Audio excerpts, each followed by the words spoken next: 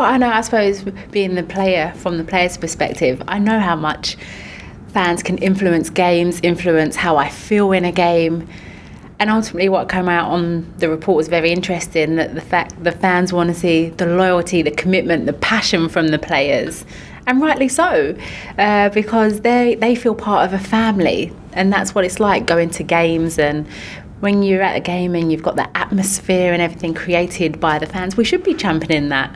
And that's why the report is so good. And Barclays is basically giving it that platform which it needs. I suppose some players block it out, some players hear it all. I was one of those players. I absolutely loved it. I loved when there was atmosphere. If a player made a tackle, or you've just run the length of the pitch to make a defensive play, and the fans applaud that and they get behind you because they appreciate it. As a player, it lifts you, that spirit, and it can give you that extra energy, that extra yard when you're feeling tired. Just that passion and energy from the fans, it can get you across the line.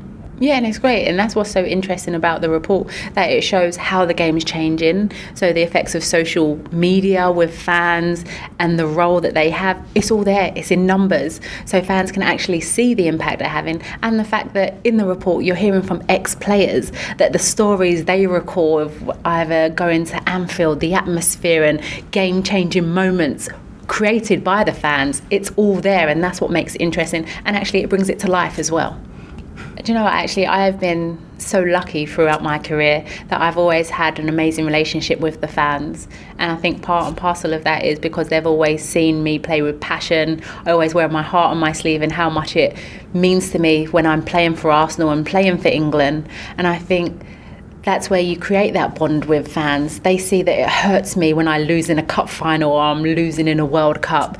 And they're there and they see the passion when I'm lifting an FA Cup trophy or playing in the league.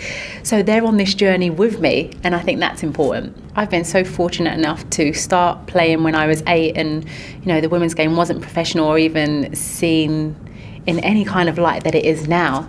So I've been there, I've seen the transformation, I've had the chance to play professional at World Cups, European Championships, and I've been lucky enough, fortunate enough to win everything that I could possibly win, apart from actually a gold medal with England, silver and bronze, but every domestic trophy. So when I do retire in 2 months' time, there's no regrets from me. I leave the game with a smile on my face, and obviously I know I'm still playing my part for women's football in a new role, obviously with Barclays and on TV. So there's still much more for me to do. So I'm not turning my back just yet. The Lionesses, ranked number 2 in the world now, we are, and we've done everything to get that platform for women's football, but like anything in life, it's not about being complacent. We're at number 2, but we want to get to number 1. So there's still work to do. And we've got a big year next year with the World Cup. And I believe Phil coming in, he's already implementing little things. The way the girls are playing, the style of play playing out from the back, and standards as well. He's spoken about that, which you can see his standards when he was playing at Man United, that Alex Ferguson era.